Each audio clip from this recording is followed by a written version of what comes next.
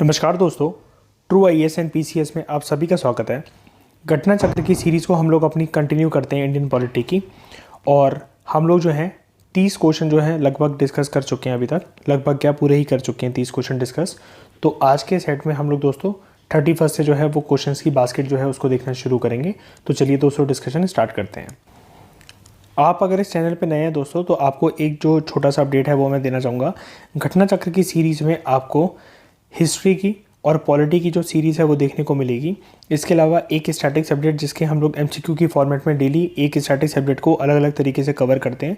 यानी कि अगर मंडे को हम लोग पॉलिटी कर रहे हैं तो ट्यूसडे को हम लोग हिस्ट्री करते हैं, वेडनेसडे को हम लोग इन्वायरमेंट करते हैं। तो इस तरीके से डिफरेंट सब्जेक्ट्स की जो वैरायटी है जो कि स्टैंडर्ड बुक से फ्रेम करे जाते हैं क्वेश्चन आपका कवर होते हैं। फिर मध्य प्रदेश की जीके की सीरीज़ जैसा कि आपको पता है स्टार्ट होने वाली है। और करंट अफेयर की सीरीज़ में हमारे पास सबसे जो है एक कॉम्प्रीहेंसिव तरीके से हम लोग करंट अफेयर्स को कवर करते हैं, जिसमें आपके यूपीएससी और स्टेट पीएससी के करंट अफेयर्स को टारगेट करा जाता है। इन सभी डिस्कशंस की दोस्तों मैं आपको बताना चाहूँगा, अगर आप जो है वो पीडीएफ डाउनलोड करना चाहते हैं तो आप वीडियो के नीचे डिस्क्रिप्शन बॉक्स पे जाइए और वहाँ पर आपको टेलीग्राम चैनल का एक लिंक मिलेगा, true IAS and PCS simplified वे के नाम से। तो वहाँ पर आप जाकर जो भी हमारे लेक्चर्स की जो भी पीडीएफ होती हैं आप उनको डाउनलोड कर सकते हैं। इसके अलावा आपके मन में कोई भी डाउट हो, कोई क्वेरी हो तो आप इस ईमेल आईडी पर trueies1995@gmail.com पर कांटेक्ट कर सकते हैं। तो चलिए दोस्तों क्वेश्चंस देखते हैं आज के डिस्कशन का। सबसे पहला क्वेश्चन दोस्तों हमारे सामने है। हमसे ये पूछा जा रहा है कि कैबिनेट मिशन प्लान के अकॉर्डिंग कॉन्स्टिट्यूएंट असेंबली को जो कॉन्स्टिट्यूशन बनाने की जो परमिशन दी गई, तो उसमें सबसे पहले क्या बोला गया कि कितने मेंबर जो हैं एक पर्टिकुलर प्रोविंस से आएंगे, कितनी पॉपुलेशन के अकॉर्डिंग। कहने का मतलब है एक पर्टिकुलर मेंबर या एक पर्टिकुलर, अगर हम लोग ऐसा कहें कि कॉन्स्टिट्यूएंट असेंबली में एक पर्टिकुलर मेंबर या फिर रिप्रेजेंटेटिव जो एक प्रोविंस से आएगा वो अपने प्रोविंस की कितनी पॉपुलेशन को रिप्रेजेंट करेगा, ताकि उसकी एक सीट जो हो, मतलब कितनी पॉपुलेशन पर एक सीट हो, इसका रेशियो क्या था। ठीक है, ऑप्शंस आपके सामने 8 लाख पर एक रिप्रेजेंटेटिव आएगा, 10 लाख पर एक रिप्रेजेंटेटिव, 12 लाख पर एक रिप्रेजेंटेटिव या फिर 15 लाख पर। मतलब प्रोविंस में इनमें से कितनी पॉपुलेशन हो कि एक सीट बने उस रिप्रेजेंटेटिव की जो कि कॉन्स्टिट्यूएंट असेंबली में बैठेगा और कॉन्स्टिट्यूएंट असेंबली कॉन्स्टिट्यूशन मेकिंग में उसका रोल होगा। तो दोस्तों इस क्वेश्चन का करेक्ट आंसर है 10 लाख। मतलब ऐसा बोला गया कि अगर प्रोविंसेस में 10 लाख की संख्या है तो वहाँ से एक रिप्रेजेंटेटिव जो है वो चुना जाएगा कॉन्स्टिट्यूएंट असेंबली में। ठीक है, यहाँ पर देखिए एक्सप्लेनेशन जानते हैं। कैबिनेट मिशन दोस्तों भारत में आता है 1946 में। इस मिशन ने एक प्लान प्रपोज करा था कि किस प्रकार से कॉन्स्टिट्यूएंट असेंबली बननी चाहिए। और कॉन्स्टिट्यूएंट असेंबली बनानी ही क्यों थी हमें, सिंपल सी बात है, आज़ाद भारत के लिए एक संविधान जो है उसको बनाना था। इसलिए कॉन्स्टिट्यूएंट असेंबली जो है पहले फॉर्म होती है ताकि वो कॉन्स्टिट्यूशन बना सके। जो रिप्रेजेंटेटिव्स थे दोस्तों जो प्रोविंसेस से आते थे, मतलब अलग अलग स्टेट से, राज्यों से जो भी रिप्रेजेंटेटिव्स आएंगे और जो कॉन्स्टिट्यूएंट असेंबली में बैठकर कॉन्स्टिट्यूशन बनाएंगे वो पॉपुलेशन के बेसिस पे चुने गए। तो इसका एक पर्टिकुलर रेशियो या फिर आप ऐसा कह सकते हैं एक फॉर्मूला प्रपोज करा गया कि एक रिप्रेजेंटेटिव जो है वो रिप्रेजेंट करेगा अपने प्रोविंस की लगभग 10 लाख की जनता को। कहने का मतलब है 10 लाख की पॉपुलेशन के ऊपर 1 रिप्रेजेंटेटिव, 20 लाख की पॉपुलेशन के ऊपर 2 रिप्रेजेंटेटिव, 30 लाख की पॉपुलेशन के ऊपर 3 रिप्रेजेंटेटिव एंड सो ऑन। तो इसका कहने का मतलब है 10 लाख की पॉपुलेशन अगर होगी तो उस प्रोविंस से एक रिप्रेजेंटेटिव जो है वो आएगा। ठीक है, तो ये एक फॉर्मूला था, 1 रिप्रेजेंटेटिव ओवर 10 लाख पॉपुलेशन। बढ़ते हैं दोस्तों नेक्स्ट क्वेश्चन की तरफ। आपको ये बताना है कैबिनेट मिशन का इनमें से कौन सा पर्सन जो था वो मेंबर नहीं था। कैबिनेट मिशन अभी हमने देखा 1946 में भारत में आया, तो उनमें से जो कैबिनेट मिशन आया उनमें से कौन इनका मेंबर नहीं था। ऑप्शन आपके सामने, विलियम वुड, दूसरा सर पीथिक लॉरेंस, तीसरा सर स्टैफर्ड क्रिप्स और चौथा सर ए.बी. अलेक्जेंडर। ठीक है, तो दोस्तों इस क्वेश्चन का राइट आंसर है विलियम वुड जो थे वो कैबिनेट मिशन के मेंबर नहीं थे। आइए यहाँ पर देखते हैं जो मेंबर्स थे कैबिनेट मिशन के वो कौन कौन थे। सर पीथिक लॉरेंस थे, सर स्टैफर्ड क्रिप्स थे और ए.बी. अलेक्जेंडर थे। इनको कई बुक्स में दोस्तों ए.वी. भी लिखा जाता है, ए.वी. अलेक्जेंडर। ठीक है, विलियम वुड लेकिन जो थे वो नहीं थे कैबिनेट मिशन के मेंबर। बढ़ते हैं दोस्तों नेक्स्ट क्वेश्चन की तरफ। इंडियन कॉन्स्टिट्यूएंट असेंबली जो स्टैब्लिश करी गई वो कौन से एक्ट के अंदर करी गई। ठीक है, कौन से एक्ट के अंतर्गत इंडियन कॉन्स्टिट्यूएंट असेंबली स्टैब्लिश करी गई। भारत सरकार अधिनियम यानी कि गवर्नमेंट ऑफ इंडिया 1935 के तहत, क्रिप्स मिशन 1942 के तहत, कैबिनेट मिशन 1946 के तहत या फिर इंडियन इंडिपेंडेंस एक्ट 1947 के तहत। तो दोस्तों इस क्वेश्चन का करेक्ट आंसर है कैबिनेट मिशन 1946 के अकॉर्डिंग जो है इंडियन कॉन्स्टिट्यूंट असेंबली जो बनी, यहाँ पर देखिए जो कॉन्स्टिट्यूंट असेंबली थी इंडिया की उसको कॉन्स्टिट्यूट करा गया यानी कि बनाया गया कैबिनेट मिशन के तहत 1946 में, जो कि कैबिनेट मिशन आता है। लेकिन ये जो कॉन्स्टिट्यूंट असेंबली बनी दोस्तों ये इनडायरेक्ट इलेक्शन की बेसिस पे बनी, ये बहुत इंपॉर्टेंट फैक्ट है। डायरेक्ट इलेक्शंस नहीं थे कॉन्स्टिट्यूंट असेंबली के, इनडायरेक्ट इलेक्शंस थे, ये वाली बात आप याद रखिएगा। बढ़ते हैं दोस्तों नेक्स्ट क्वेश्चन की तरफ। जो टेम्पररी गवर्नमेंट एक बनी जिसको हम लोग एक कॉन्स्टिट्यूशन लैंग्वेज में कहते हैं, जो एक इंटरिम गवर्नमेंट बनी 1946 में, तो उनमें से एग्जीक्यूटिव काउंसिल का वाइस प्रेसिडेंट कौन था, आपसे ये पूछा जा रहा है। मतलब जो टेम्पररी गवर्नमेंट हमने बनाई 1946 में, देश अभी आज़ाद तो हुआ नहीं था, आज़ादी तो मिली नहीं थी, 47 में मिलती है आज़ादी, उससे पहले एक टेम्पररी गवर्नमेंट बन गई थी जिसको कहा जाता है इंटरिम गवर्नमेंट। तो इंटरिम गवर्नमेंट में एक एग्जीक्यूटिव काउंसिल था जो कि एग्जीक्यूटिव डिसीजंस लेती थी, वो पूरी की पूरी काउंसिल। तो उस काउंसिल में आपको बताना वाइस प्रेसिडेंट कौन थे। ऑप्शन आपके सामने जवाहरलाल नेहरू, दूसरे डॉक्टर एस राधाकृष्णन, तीसरे सी राजगोपालाचारी और चौथे डॉक्टर राजेंद्र प्रसाद। तो दोस्तों इस क्वेश्चन का करेक्ट आंसर है जवाहरलाल नेहरू जो थे वो इस इंटरिम गवर्नमेंट के वाइस प्रेसिडेंट थे जिसको 1946 में चुना गया। यहाँ पर देखिए अगर हम लोग एग्जैक्ट डेट की बात करें तो 24 अगस्त 1946 को एक इंटरिम गवर्नमेंट अनाउंस करी जाती है ब्रिटिश गवर्नमेंट के द्वारा, एक कंडीशन के बेसिस पर कि इंटरिम गवर्नमेंट जो है, मतलब इस दिन अनाउंसमेंट हुई 24 अगस्त 1946 को, और कंडीशन ये थी कि इंटरिम गवर्नमेंट जो है उसका गठन होगा 2 सितंबर 1946 से। वाइस रॉय जो थे उस टाइम पे, जैसे कि मैंने आपको बताया भारत अभी आज़ाद तो हुआ नहीं था 1947, 15 अगस्त 1947 का जो एरा है वो तो हमें कहीं देख ही नहीं रहा है, हर जगह देखो 46 लिखा हुआ है ना। अगस्त का महीने में अनाउंसमेंट होती है और ये बोला गया कि सितंबर में आप बना सकते हो एग्जीक्यूटिव ये जो है इंटरिम गवर्नमेंट। तो इसके जो एग्जीक्यूटिव काउंसिल थी जो कि मेन डिसीजंस लिया करती थी कि डिसीजंस जो हैं अभी तक भारत को चलाना कैसे क्या नहीं चलाना, तो वो जो एग्जीक्यूटिव काउंसिल थी उसके प्रेसिडेंट थे वाइस रॉय, और जवाहरलाल नेहरू को डेजिग्नेट करा गया एज वाइस प्रेसिडेंट इसके एग्जीक्यूटिव काउंसिल के। तो समझ गए आप, ठीक है। अगर भारत आज़ाद होता तो अगर ऐसी कोई बॉडी एग्जिस्ट करती तो यहाँ पर जवाहरलाल नेहरू होता है इसका आंसर, लेकिन क्योंकि अभी देश आज़ाद हुआ नहीं है, 1946 का टाइम चल रहा है, देश को आज़ाद होने में अभी कुछ महीने बाकी हैं, तो वाइस रॉय जो थे वो उसके प्रेसिडेंट थे एग्जीक्यूटिव काउंसिल के, और जवाहरलाल नेहरू जो थे वो वाइस प्रेसिडेंट थे, ठीक है, ये प्रेसिडेंट थे, ठीक है। दोस्तों कमेंट बॉक्स में मुझे बताइए ये जो इंटरिम गवर्नमेंट बनी जो वाइस रॉय आपसे कहा जा रहा है प्रेसिडेंट थे, ये वाइस रॉय थे कौन उस टाइम पे, इनका नाम क्या था, नीचे कमेंट बॉक्स में बताइए, ठीक है। बढ़ते हैं दोस्तों नेक्स्ट क्वेश्चन की तरफ। आपको ये बताना है जो इंटरिम गवर्नमेंट बनी जिसके बारे में अभी हमने डिस्कस करा, इनमें से कौन मेंबर नहीं था उस इंटरिम नेशनल गवर्नमेंट का जो कि अगस्त 1946 में बनी। ऑप्शन आपके सामने सी राजगोपालाचारी, दूसरे डॉक्टर राजेंद्र प्रसाद, तीसरे एस राधाकृष्णन और चौथे जगजीवन राम। तो इनमें से कौन मेंबर नहीं था, कौन सा भारतीय जो था जो इंटरिम गवर्नमेंट बनी 1946 में उसका मेंबर नहीं था। तो दोस्तों इस क्वेश्चन का राइट आंसर है डॉक्टर एस राधाकृष्णन जो थे वो इस इंटरिम गवर्नमेंट के मेंबर नहीं थे। यहाँ पर देखिए कैबिनेट मिशन 1946 की डिक्लेरेशन के अकॉर्डिंग एक इंटरिम गवर्नमेंट का गठन करा गया, जैसा कि मैंने आपको बताया 2 सितंबर 1946 से ये इंटरिम गवर्नमेंट जो है ये बनी, और सी राजगोपालाचारी मतलब अलग अलग लोगों को इसमें अलग अलग पोर्टफोलियोज जो है वो दिए गए। एक बात दोस्तों आप और याद रखिएगा कि जो इंटरिम गवर्नमेंट बनी ना, मतलब एक तरीके से टेम्पररी सरकार जो बनी, जो कॉन्स्टिट्यूंट असेंबली जो बन चुकी थी उसी के मेंबर्स थे इसी के अंदर, सारे के सारे तो नहीं थे, लेकिन अगर हमसे कोई पूछे कि कॉन्स्टिट्यूंट असेंबली के ही मेंबर्स थे क्या इंटरिम गवर्नमेंट में या फिर वो अलग थे, नहीं कॉन्स्टिट्यूंट असेंबली के ही मेंबर्स थे। होता क्या दोस्तों, आज आप करंट सिचुएशन से इसको रिलेट कर लीजिए, पार्लियामेंट है जैसे, अब पार्लियामेंट में लोकसभा है, राज्यसभा है, इसका मतलब हम ऐसा कह सकते हैं कुछ हमारे देश में लगभग 800 के आसपास एमपीज़ हैं।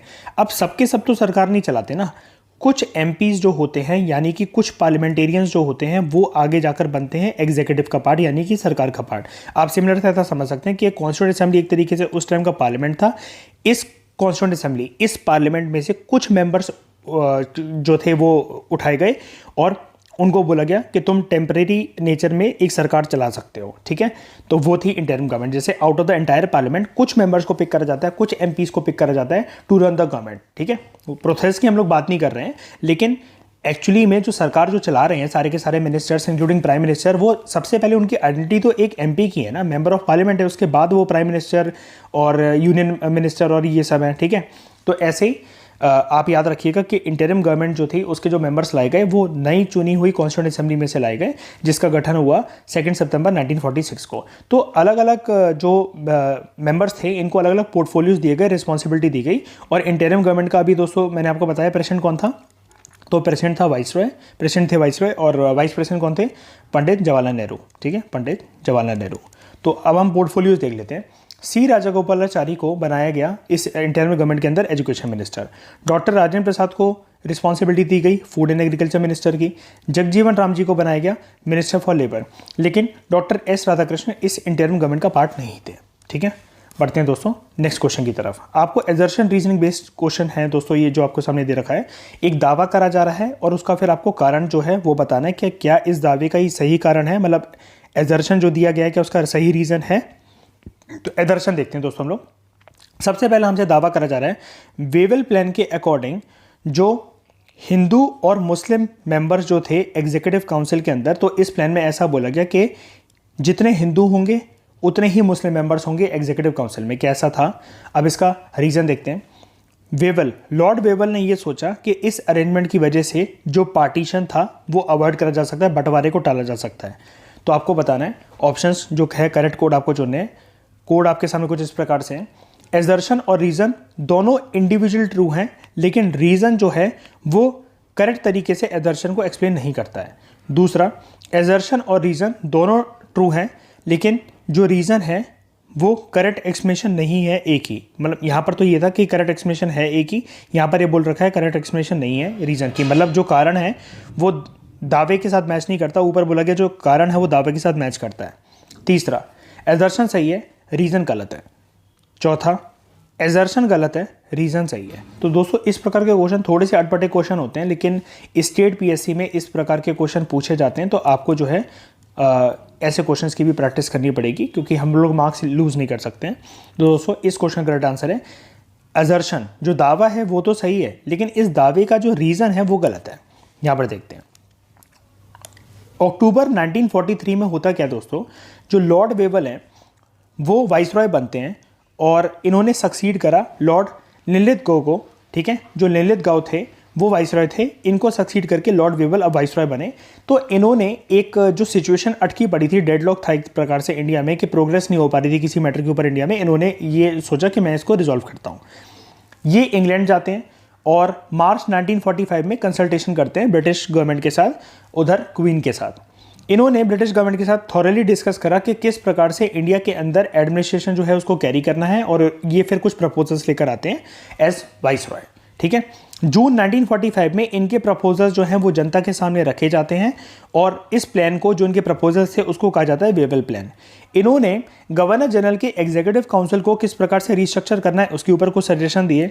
इन्होंने एक प्रकार से बैलेंस करने की कोशिश करी कि जिस प्रकार से रिप्रेजेंटेशन दी जाती है मेन कम्युनिटीज़ को, जैसे हिंदूस और मुस्लिम्स को इक्वल रिप्रेजेंटेशन दी जाए, इसके ऊपर इन्होंने बात करी। इन्होंने एक बहुत इंपॉर्टेंट बात भी बोली दोस्तों कि सारे पोर्टफोलियोज जो हैं वो इंडियन मेंबर्स ही अपने पास संभाल कर रखें, फॉरेन डिपार्टमेंट भी। बस एक पोर्टफोलियो, एक एरिया जो था डिफेंस का, वो सिर्फ ब्रिटिश गवर्नमेंट के हाथ में रहेगा, बाकी सब जो हैं वो इंडियन मेंबर्स जो हैं वो उसको संभाल सकते हैं, चाहे होम अफेयर्स हो, चाहे फाइनेंस अफेयर्स हो, चाहे फॉरेन अफेयर्स हो, एक्सेप्ट डिफेंस। ठीक है, ये वाला पॉइंट दोस्तों बहुत इंपॉर्टेंट है। वेवल प्लान ने यह भी प्रपोज करा कि किस प्रकार से एग्जीक्यूटिव काउंसिल जो होगी गवर्नर वाइसरॉय की, उसके अंदर हिंदूज और मुस्लिम्स की इक्वल रिप्रेजेंटेशन हो। वाइसरॉय और कमांडर इन चीफ के अलावा एग्जीक्यूटिव काउंसिल में सभी के सभी मेंबर जो होंगे वो इंडियन होंगे। ये भी वेवल प्लान में बोला कि बस वाइसरॉय और कमांडर इन चीफ की जो पोजीशन है उसमें से कोई एक ब्रिटिश आदमी बनेगा, बाकी सारी पोस्टों पर जितने भी मेंबर्स होंगे वो इंडियन होंगे। तो वेवल प्लान का हमें ये दिखता है इंटेंशन कि हाँ, इसका एक इंटेंशन ये था कि कॉन्स्टिट्यूशनल मैटर्स पर कि हम जो भारतीय जो थे वो चिढ़ते थे पॉलिटिकल इश्यूज़ पर कि हमारी डिमांड ये रहती थी कि हमें अपना देश चलाना है तो उसमें भारतीय मूल के निवासी होने चाहिए, हम लोग ज़्यादा बेटर तरीके से चला सकते हैं अपने देश को। एक इंडियन जो है वो ही एक इंडियंस के लिए कानून बनाए। तो वेवल प्लान ने इस चीज़ को देखने की कोशिश करी, सेल्फ गवर्नेंस के कंसेप्ट को जो है इंडियंस के लिए बढ़ावा देने की कोशिश करी। लेकिन कहीं से भी हमें वेवल की इंटेंशन यहाँ पर ये नज़र नहीं आती है कि ये हिंदू मुस्लिम्स के बीच में पार्टीशन को, बंटवारे को अवॉइड करना चाहते थे। तो स्टेटमेंट जो है वो तो ठीक है, लेकिन उसका रीज़न गलत है।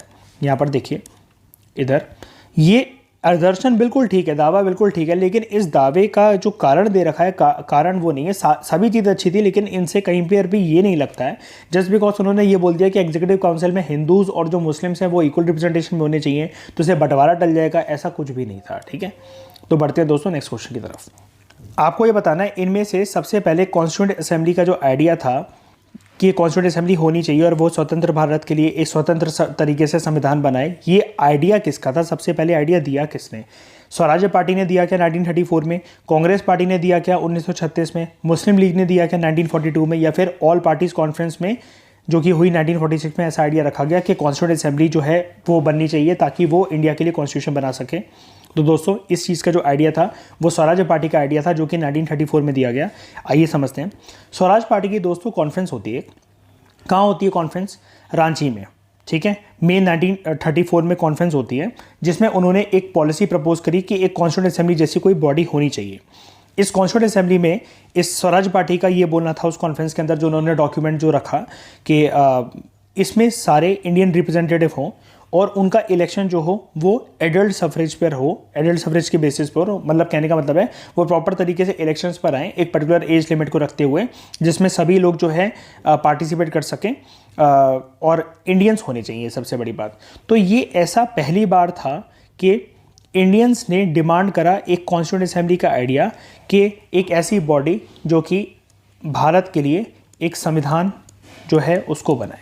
ठीक है, तो आपसे कोई पूछे कि किसने ये प्रपोज करा था आइडिया? स्वराज पार्टी ने प्रपोज करा था। बढ़ते हैं दोस्तों नेक्स्ट क्वेश्चन की तरफ। आपको बताना है कॉन्स्टिट्यूंट असेंबली के रिगार्डिंग इनमें से कौन सी स्टेटमेंट जो है वो सही है, ट्रू है। सबसे पहला, जो कॉन्स्टिट्यूंट असेंबली थी उसको एडल्ट सफरेज के बेसिस पर इलेक्ट नहीं करा गया था। दूसरी स्टेटमेंट, असेंबली जो थी उसके डायरेक्ट इलेक्शंस हुए। कॉन्स्टिट्यूंट असेंबली एक मल्टी पार्टी बॉडी थी और कॉन्स्टिट्यूंट असेंबली जो थी वो वेरियस कमिटीज़ की जो सहायता से वर्क करती थी। तो आपको करेक्ट ऑप्शन चुनना है। आपके सामने पेयरिंग कुछ इस प्रकार से 1 and 2 ओनली, 2 and 3, 3 and 4, 1 2 3 4। तो दोस्तों इस क्वेश्चन का करेक्ट आंसर है 3 and 4, यानी कि पहली और दूसरी स्टेटमेंट जो है वो गलत है। आइए यहाँ पर सीखते हैं। देखिए कॉन्स्टिट्यूंट असेंबली एक प्रकार से ना दोस्तों आप ऐसा समझ सकते हैं इसको, ये एक प्रकार से पार्लियामेंट था। ठीक है, लेकिन जैसा कि हम जानते हैं हमारे देश में पार्लियामेंट के अलावा स्टेट लेवल पर विधानसभा भी होते हैं जिसको हम लोग स्टेट लेजिस्लेटिव असेंबली भी कहते हैं। तो ऐसी उस टाइम पे स्टेट्स में लेजिस्लेटिव असेंबलीज थी। ठीक है, अब लेजिस्लेटिव असेंबलीज इलेक्टोरल कॉलेज की तरह वर्क करती थी कॉन्स्टिट्यूंट असेंबली के मेंबर्स को चुनने के लिए। इसको आसान भाषा में समझते हैं। जैसे मान लीजिए कि स्टेट में विधानसभा होती है या फिर स्टेट लेजिस्लेटिव असेंबलीज होती हैं, पहले जो जनता होगी वो अपने अपने स्टेट्स के मेंबर्स को चुनेगी, स्टेट लेजिस्लेटिव असेंबलीज के, जिसको बोला गया प्रोविंशियल असेंबलीज। पहले जो होंगे मेंबर जो होंगे वो प्रोविंशियल असेंबलीज में चुनकर जाएंगे, फिर उसके बाद प्रोविंशियल असेंबलीज के जो मेंबर्स हैं वो मेंबर्स को चुनेंगे कॉन्स्टिट्यूंट असेंबली में जाने के लिए। तो ये प्रोसेस था। अब जब जनता जो थी, जो सिटीजन्स जो थे, जब वो इलेक्ट कर रहे थे अपने अपने प्रोविंसेस से, अपने अपने राज्यों से प्रोविंशियल असेंबलीज में जाने के लिए लोगों को, तो वो एक प्रकार से डायरेक्ट इलेक्शन था क्योंकि जनता डायरेक्टली जो चुन रही है। लेकिन प्रोविंशियल असेंबलीज के मेंबर्स जो थे वो कॉन्स्टिट्यूंट असेंबली के मेंबर्स को चुन रहे थे, तो ये तो इनडायरेक्ट भागीदारी हुई ना जनता की। तो इस बेसिस पे हम कह सकते हैं कि कॉन्स्टिट्यूंट असेंबली जो था वो इनडायरेक्ट इलेक्शंस के सिस्टम पर आया। जो लोग थे वेरियस पार्टीज़ के वो इन्वॉल्व थे इसके अंदर।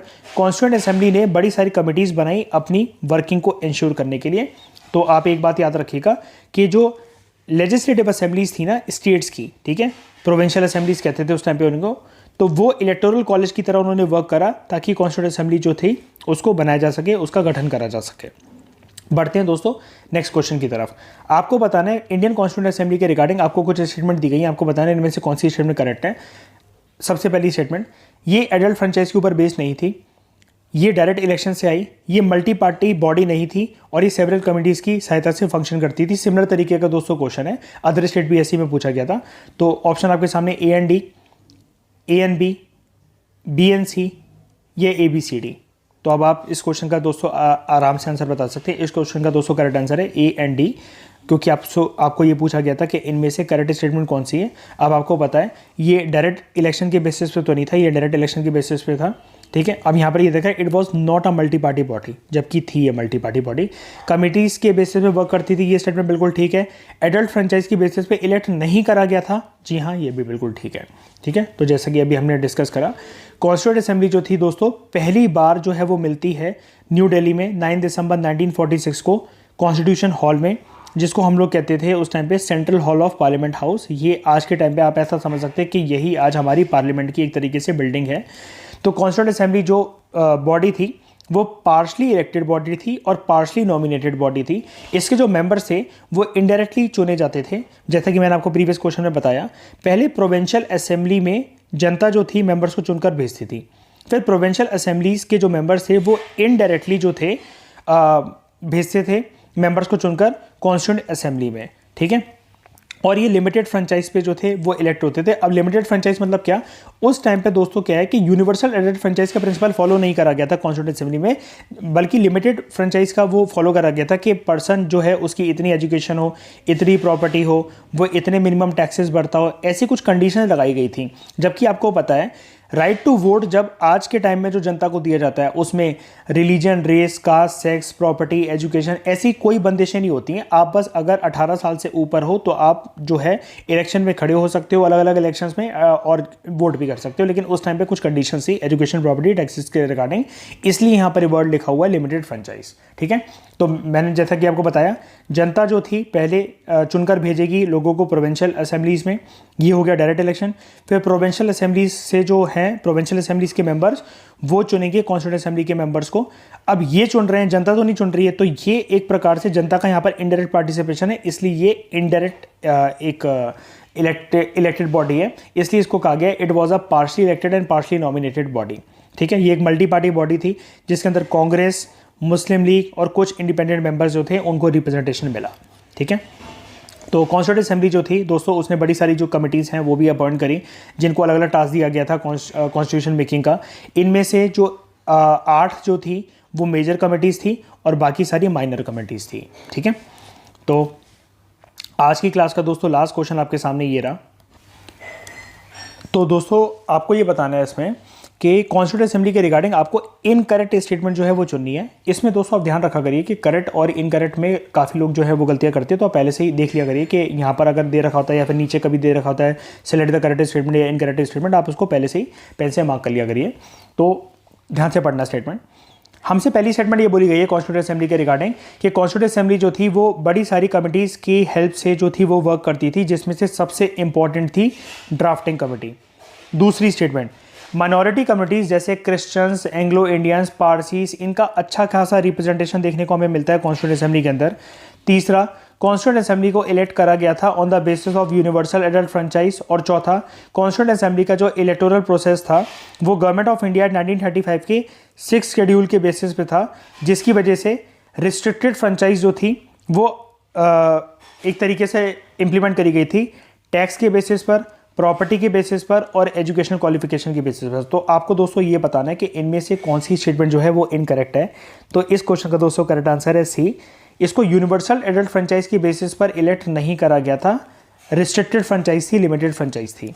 आइए जानते हैं यहाँ पर जो मेंबर्स थे कॉन्स्टिट्यूएंट असेंबली के, उनका इलेक्शन जो होता है वो लेजिस्लेटिव असेंबली जो प्रोविंसेस के अंदर एग्जिस्ट करती थी उनके द्वारा होता है। जैसे कि मैंने आपको बताया दोस्तों, सिंपल सा फंडा, जनता जो है वो डायरेक्टली प्रोविंशियल लेजिस्लेटिव असेंबली के मेंबर को चुनेंगे, ये हो गया डायरेक्ट इलेक्शन। फिर प्रोविंशियल लेजिस्लेटिव असेंबली के मेंबर जो थे वो कॉन्स्टिट्यूएंट असेंबली के मेंबर्स को चुनते थे।